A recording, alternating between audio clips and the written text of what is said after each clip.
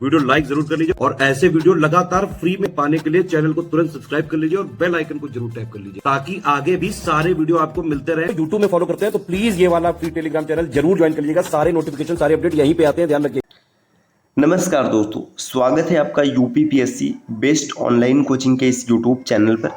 आज की इस वीडियो में हम लोग भारतीय राष्ट्रीय कांग्रेस के बारे में विस्तार से समझेंगे। तो चलिए शुरू करते हैं आज की इस इंटरेस्टिंग क्लास को। आपको बता दें, यह क्लास सभी प्रकार के प्रतियोगी परीक्षाओं के लिए समान रूप से उपयोगी है। चलिए अब बढ़ते हैं आगे क्लास की ओर। इससे पहले आप वीडियो को लाइक कर दीजिएगा और चैनल पर अगर पहली बार विजिट किए तो सब्सक्राइब करना ना भूलेगा।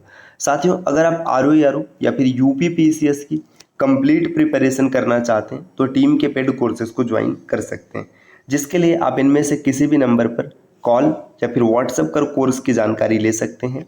ये ज्ञान सर का व्हाट्सएप नंबर है, आप यहाँ से व्हाट्सएप के माध्यम से भी जुड़ सकते हैं। अब देखते हैं अपने क्लास को।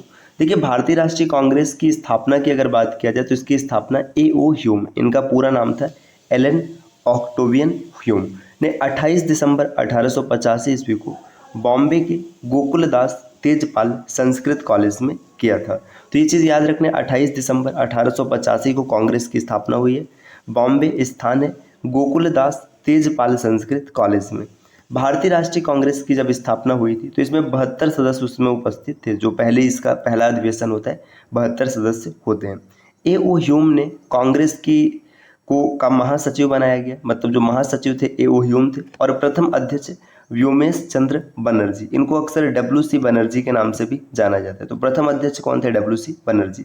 देखिए, अब सेफ्टी वाल्व सिद्धांत ये लाला लाजपत राय ने दिया था। ये सेफ्टी वाल्व सिद्धांत क्या है? देखिए, जब कांग्रेस की स्थापना हुई, कांग्रेस की स्थापना किसने किया? यहाँ पे ध्यान दीजिए, अंग्रेजों ने किया। ए.ओ. ह्यूम एक अंग्रेज सिविल सर्वेंट थे। अब अंग्रेज क्यों कांग्रेस की स्थापना करेंगे? तो उसका मूल कारण ये था, जैसे मान के चलिए यहाँ पर अंग्रेज है, ठीक, यहाँ पर ब्रिटिशर्स हैं। अब भारत में अलग अलग जगह विरोध हो रहा था। जैसे मान लीजिए यहाँ पे एक क्षेत्र है, एक क्षेत्र ये रहा, एक क्षेत्र ये रहा, यहाँ पर भी एक क्षेत्र है। तो अब अलग अलग जगह से विरोध हो रहा है, तो अंग्रेजों को सबका सामना करना है। इससे इनको भी जवाब देना है, यहाँ के जो नेता होंगे इनको भी जवाब देना है ना, इनको भी जवाब देना है और इनको भी जवाब देना है। तो अंग्रेजों ने क्या किया, सोचा कि कुछ ऐसा किया जाए जिसमें पूरी चीज़ एक जगह हो जाए। तो इन्होंने क्या किया कि कांग्रेस की स्थापना करा दी। जैसे देखिए, यहाँ पे ब्रिटिशर्स हो गए, ठीक, यहाँ पर कांग्रेस हो गई। अब कांग्रेस क्या है? भारतीयों का प्रतिनिधित्व कर रही। भारतीय जनता को, जैसे जो यहाँ पे अलग अलग क्षेत्र थे, इनको जब दिक्कत होती थी तो सीधा किसके पास जाते थे? ब्रिटिश के पास। अब ये नहीं जाएंगे, अभी आएंगे कांग्रेस के पास। कांग्रेस के पास आएंगे, अपनी समस्या बताएंगे, कांग्रेस इनकी समस्या लेगी और ये बात करेगी किससे? बात करेगी ब्रिटिश सरकार से। अब ब्रिटिश सरकार का जो निर्णय होगा फिर कांग्रेस इन लोगों को बताएगी। तो इसीलिए इसे सेफ्टी वाल्व सिद्धांत कहा गया। क्यों? जो अंग्रेजों पर चारों तरफ से प्रेशर लग रहा था, अब वो प्रेशर सिर्फ एक जगह से रहेगा, कांग्रेस की तरफ से रहेगा। बाकी प्रत्येक प्रेशर को कांग्रेस हैंडल करेगी। इसीलिए इसे सेफ्टी वाल्व सिद्धांत कहा गया, लाला लाजपत राय ने दिया था। देखिए, ऐसे भी समझिए ना कि जैसे मान लीजिए ये कुकर है, ठीक। अब इस कुकर में क्या है कि प्रेशर निकलने के लिए ऊपर यहाँ पर एक ऐसी सीटी दिया, वाल्व दिया हुआ है ना। तो यही चीज़ यहाँ पे हो गया कि सेफ्टी वाल्व सिद्धांत हो गया, भाई पूरा प्रेशर एक जगह से रिलीज हो जाएगा, ठीक। इसको षड्यंत्र सिद्धांत कहा था पी.आर. दत्त ने। पी.आर. दत्ता ने इसको क्या कहा? षड्यंत्र सिद्धांत, कि एक षड्यंत्र है कि जो भारतीयों की जागरूकता है उनको एक जगह समेट दिया जाए। प्रकाश संवाहक सिद्धांत जी.के. गोखले ने इसे नाम दिया था। तो अलग अलग नाम इसे दिया गया, नाम याद रखना। सेफ्टी वाल्व ये किसने दिया? लाला लाजपत राय ने दिया। षड्यंत्र सिद्धांत पी.आर. दत्त ने दिया। प्रकाश संवाहक सिद्धांत जी.के. गोखले। उदारवादी चरण के प्रमुख नेता, उदारवादी चरण और उग्रवादी चरण, जो आप जैसे नरम दल और गरम दल समझते हैं उसी तरीके से नरम दल मतलब उदारवादी और उग्र मतलब गरम दल। देखिए, दादा भाई नौरोजी, बदरुद्दीन तैयबजी, फिरोज शाह मेहता, पी.आर. चार्लू, सुरेंद्रनाथ बनर्जी, रोमेश चंद्र दत्त। देखिए, रोमेश चंद्र दत्त ये आपको नाम याद रखना है। आनंद मोहन बोस और जी.के. गोखले, ये सब उदारवादी नेता है, मतलब नरम दल के नेता है। अच्छा, एक चीज़ यहाँ पे ध्यान दीजिएगा आप, मैंने अधिवेशन का नाम लिया था। अधिवेशन क्या होता है? देखिए, कांग्रेस जब 1885 में गठित हुआ, इसके बाद से 1948 तक प्रतिवर्ष कांग्रेस की मीटिंग हुआ करती थी, इसी को अधिवेशन कहा गया।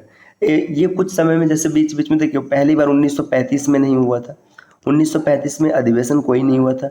इसके बाद 1940 के बाद सीधा जो अधिवेशन हुआ ये 1946 में हुआ। तो कुछ समय ऐसे थे जहाँ पर अधिवेशन नहीं भी हुए थे, लेकिन 1885 से लेकर 1934 तक लगातार अधिवेशन होता रहा। प्रतिवर्ष मीटिंग होती थी, उसी को अधिवेशन कहते थे। देखिए अब यहाँ पर दिया 1870 के बाद और 1880 के पहले दशक के प्रारंभ में एक अखिल भारतीय संगठन की स्थापना के लिए एक ठोस आधार तैयार किया गया। इस विचार को अंतिम रूप एक सेवानिवृत्त अंग्रेजी लोक सेवक, देखिए मैंने बताया ना ये सिविल सर्वेंट थे, A.O. ह्यूम, जिन्होंने उस समय के प्रमुख बुद्धिजीवियों को संगठित किया और उनके सहयोग से दिसंबर 1885 ईस्वी में बॉम्बे के गोकुलदास तेजपाल संस्कृत कॉलेज में भारतीय राष्ट्रीय कांग्रेस के पहले सत्र का आयोजन कराया। देखिए क्या हुआ कि 1870 के बाद और 1880 का पहला दशक, मतलब 1882, 84, 85 के आसपास जो भारत का दबाव बढ़ रहा था, इसको कम करने के लिए अंग्रेजों ने प्रयास किया था। इसके एक प्रस्ताव के रूप में भारतीय राष्ट्रीय सम्मेलन के 2 सत्र 1883 और 1885 में आयोजित किए गए, जिसमें भारत के सभी प्रमुख शहरों के प्रतिनिधित्व शामिल थे। सुरेंद्रनाथ बनर्जी और आनंद मोहन बोस भारतीय राष्ट्रीय सम्मेलन के मुख्य वास्तुकार थे। तो ये भी पॉइंट बनता है कि जो भारतीय राष्ट्रीय कांग्रेस का सम्मेलन हुआ था, इसके वास्तुकार कौन थे? सुरेंद्रनाथ बनर्जी और आनंद मोहन बोस। भारतीय राष्ट्रीय कांग्रेस के पहले सत्र में 72 प्रतिनिधियों ने भाग लिया और इसकी अध्यक्षता व्योमेश चंद्र बनर्जी ने की थी। इसके बाद कांग्रेस हर साल दिसंबर में देश के एक अलग हिस्से में एक बैठक आयोजित करती थी। देखिए बैठक कब होती थी? दिसंबर में होती थी। ये जो बैठक था इसी को अधिवेशन कहा गया। इस शुरुआती चरण के दौरान कांग्रेस के कुछ महान अध्यक्ष जैसे दादा भाई नौरोजी, ये 3 बार अध्यक्ष रहे थे। अच्छा ये भी आपको याद रखना कि दादा भाई नौरोजी प्रथम फारसी अध्यक्ष थे। कई बार पूछ लिया जाता है कि पहले फारसी अध्यक्ष कौन बने थे, तो दादा भाई नौरोजी ने बने थे। इसके बाद बदरुद्दीन तैयब जी, ये प्रथम मुस्लिम अध्यक्ष रहे थे। फिरोज शाह मेहता, P.R. चार्लू, सुरेंद्रनाथ बनर्जी, रोमेश चंद्र दत्त, आनंद मोहन बोस और गोपाल कृष्ण गोखले थे। तो ये कुछ प्रसिद्ध, मतलब ऐसे समझिए कि महान व्यक्ति थे जो कांग्रेस की अध्यक्षता किए थे। 1990 में कलकत्ता विश्वविद्यालय की पहली महिला स्नातक कादम्बिनी गांगुली ने कांग्रेस के सत्र को संबोधित किया, जिसने भारत की महिलाओं को राष्ट्रीय जीवन में उनका उचित दर्जा देने के लिए स्वतंत्रता संग्राम की प्रतिबद्धता का प्रतीक बनाया। देखिए 1990 यहाँ पर अध्यक्षता कौन करती है? ये कादम्बिनी गांगुली, जो पहली महिला होती और ये बताते हैं कि देखिए 1857 की जो क्रांति हुई थी उसमें महिलाओं ने किस प्रकार से सहयोग दिया था। इसका उदाहरण देकर महिलाओं को राष्ट्रीय जीवन में उनका दर्जा बढ़ाने के लिए कहते हैं। भारतीय राष्ट्रीय कांग्रेस के अलावा प्रांतीय सम्मेलनों और संघों, समाचार पत्रों और साहित्य के माध्यम से राष्ट्रवादी गतिविधियां की गई। देखिए जो कांग्रेस था ये तो एक था ही, इसके अतिरिक्त ना जो अन्य चीजें थी वो भी काम में आ रही थी। भारतीय राष्ट्रीय कांग्रेस की स्थापना 1885 के समय में भारत का जो वायसराय था लॉर्ड डरफिन था। तो ये भी प्रश्न बन सकता है कि कांग्रेस की स्थापना के समय वायसराय कौन था? तो उस समय वायसराय डरफिन था। उसने कांग्रेस का यह कहकर मजाक उड़ाया था कि यह सूक्ष्मदर्शी अल्पसंख्यकों की संख्या है। तो इसने क्या कहा कि सूक्ष्मदर्शी अल्पसंख्यकों की संख्या है। कांग्रेस के लिए समर्थन प्राप्त करने के उद्देश्य से जुलाई 1889 में लंदन में विलियम डिग्बी की अध्यक्षता में ब्रिटिश कमेटी ऑफ इंडिया का गठन किया गया था। यह इंडियन नेशनल कांग्रेस की एक समिति थी। इस समिति ने भारतीय मामलों से अंग्रेजों को अवगत कराने के उद्देश्य से इंडिया नामक साप्ताहिक पत्र निकाला। तो इंडिया नामक साप्ताहिक पत्र ये एक समिति के द्वारा निकाला गया। इसका मुख्य उद्देश्य था भारत की जो समस्या है उसे ब्रिटिश सरकार को अवगत कराना। 1888 में सर सैयद अहमद खान ने एक संयुक्त भारतीय राजभक्त सभा स्थापित किया, जिसका उद्देश्य कांग्रेस के प्रचार को निष्फल करना था और जन सामान्य को कांग्रेस से दूर रखना था। अब देखिए कोई भी चीज़ होती है तो उसके 2 पहलू होते हैं। अगर कुछ उसके समर्थक होते हैं तो कुछ विरोधक भी होते हैं। तो सर सैयद अहमद खान इन्होंने क्या किया? कांग्रेस का विरोध करने के लिए संयुक्त भारतीय राजभक्त सभा स्थापित किया था। ये सामान्य जनमानस को क्या करना चाहते थे? कांग्रेस से दूर रखना चाहते थे। वर्ष 1900 में करजन ने कहा था कांग्रेस अब लड़खड़ा रही है और जल्दी गिरने वाली है। मेरा सबसे बड़ा मकसद भी यही है कि मेरे भारत के प्रयास के दौरान ही इस पार्टी का अंत हो जाए। देखिए लॉर्ड कर्जन, अब आप यहाँ से समझ सकते हैं कि कांग्रेस सच में क्या रही होगी। लॉर्ड कर्जन जो भारत का वायसराय था, इसने कहा था कि कांग्रेस अब लड़खड़ा रही है और जल्दी गिरने वाली, और मैं चाहता भी यही हूँ कि मेरे प्रवास के दौरान ही इस पार्टी का अंत हो जाए। भारत की स्वतंत्रता प्राप्ति के बाद महात्मा गांधी ने भारतीय राष्ट्रीय कांग्रेस को समाप्त करने का सुझाव दिया था। जब भारत आज़ाद हो गया तो गांधी जी का सलाह था कि कांग्रेस को समाप्त कर दिया जाए, लेकिन हालांकि ऐसा हुआ नहीं। तो साथियों ये कांग्रेस के बारे में कुछ चीज़ें रही। अब कांग्रेस का अधिवेशन आप देख सकते हैं यहाँ पे पूरा लिस्ट के माध्यम से दिया।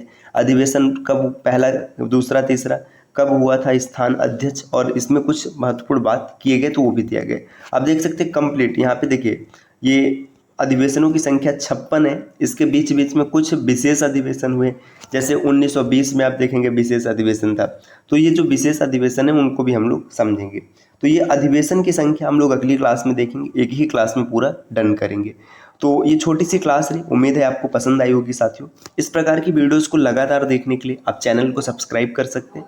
अगर आप ROA या फिर UPPSC की कंप्लीट तैयारी करना चाहते हैं तो टीम के पेड कोर्सेज को फॉलो कर सकते हैं, जिसके लिए आप इनमें से किसी भी नंबर पर कॉल या फिर व्हाट्सएप कर कोर्स की जानकारी ले सकते हैं। ये ज्ञान सर का व्हाट्सएप नंबर है, आप यहाँ से व्हाट्सएप के माध्यम से भी जुड़ सकते हैं। मिलते हैं आपसे नेक्स्ट वीडियो में, तब तक के लिए नमस्कार।